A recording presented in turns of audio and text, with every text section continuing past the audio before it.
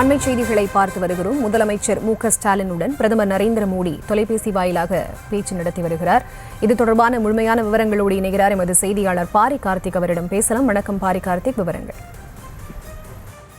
வரலாறு காணாத வெள்ளம் தமிழகத்தில் சூழ்ந்தது. குறிப்பாக பல ஆறுகளில் கரைகள் உடைக்கப்பட்டு விழுப்புரம், கடலூர் உள்ளிட்ட மாவட்டங்கள் மழை, கனமழை மற்றும் இந்த ஆறுகளிலிருந்து வந்த உபரிநீர் மற்றும் ஏரிகள் உடைத்த உபரிநீர் என வெள்ளக்காடாக தமிழகத்தின் 3-4 மாவட்டங்கள் ஆயிருக்கின்றன. குறிப்பாக கிருஷ்ணகிரி, தருமபுரி, அதே போல கடலூர் உள்ளிட்ட மாவட்டங்களும், அதே போல டெல்டா மாவட்டங்கள் பெய்த கனமழையால் அங்கும் பாதிப்பு ஏற்பட்டது. இந்நிலையில்தான் தற்போது முதலமைச்சரிடம் மாண்புமிகு பிரதமர் அவர்கள் தொலைபேசி வாயிலாக கேட்டிருந்திருக்கிறார். இந்த தமிழகத்தில் இந்த வெள்ள பாதிப்பு குறித்தும் சேதாரங்கள் குறித்தும் தற்போது தொலைபேசி வாயிலாக முதலமைச்சரிடம் பிரதமர் பேசியிருக்கிறார்.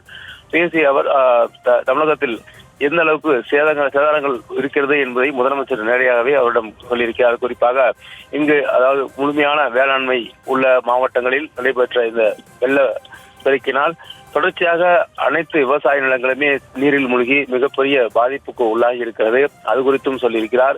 மேலும் தமிழக அரசுக்கு தற்போது தேவைப்படுகின்ற நிதியை உடனடியாக ஒதுக்க வேண்டும் என்றும் அந்த கோரிக்கையை வைத்திருந்தார். நேற்றைய தினம் பிரதமருக்கு 2000 கோடி ரூபாய் முதல்கட்ட நிதியாக ஒதுக்க வேண்டும் என்று கோரிக்கை வைத்தார். அது அடிப்படையில் தான் நேற்றைய தினம் கடிதம் எழுதினார்.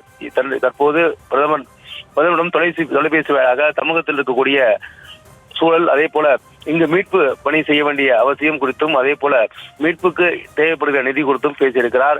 ஒட்டுமொத்தமாக கடலூர், விழுப்புரம், கிருஷ்ணகிரி, தருமபுரி, டெல்டா மாவட்டங்கள் என இந்த பெரும் மழையால் மிகப்பெரிய சேதங்கள் ஏற்பட்டிருக்கிறது. காஞ்சிபுரம் மாவட்டம் உட்பட. எனவே அதிகமாக பாதிக்கப்பட்டது இதில் விவசாய நிலங்கள் தான். இங்க கனமழை பெய்த அனைத்து இடங்களுமே விவசாயத்தை அடிப்படையாக கொண்டு வாழ்வாதாரம் நடத்தி வரும் அந்த நிலங்கள் தான்.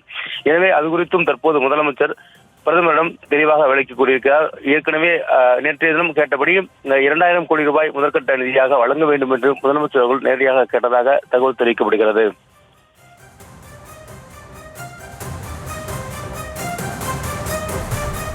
விவரங்களுக்கு நன்றி பாரி கார்த்திக்.